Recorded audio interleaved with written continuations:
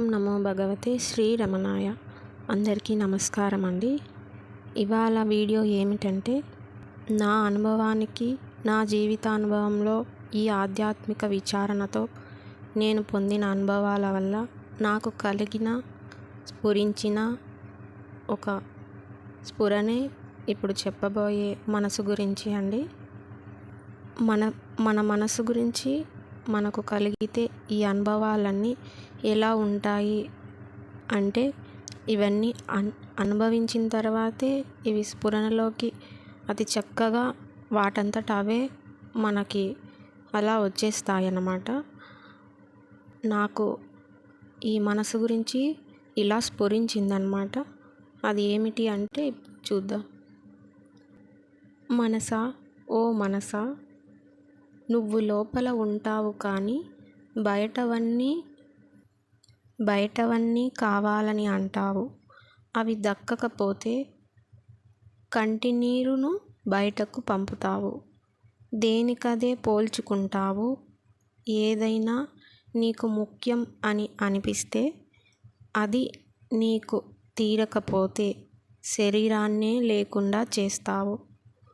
కానీ నీవు మాత్రం మరణించవు. తలపులన్నీ పోగేసుకుని మరుజన్మ తీసుకుంటావు. ఓ మనసా, రుచులు నువ్వు తినగలవా? లేదు, కానీ రుచులు ఉన్నాయని తెలుపగలవే ఓ మనసా. సుఖపడమంటావు ఓ మనసా. సుఖము కోసం దుఃఖం వెంట పరుగులు తీస్తావు మనసా. సుఖదుఖాల అశాశ్వతమని తెలుపగల శక్తి ఉన్నదే నీకు ఓ మనసా. తలుపులన్నీ పోగేస్తావు, తలచి తలచి బాధిస్తావు మనసా. తలుపులే లేని స్థాయిని అందుకోగలవే ఓ మనసా.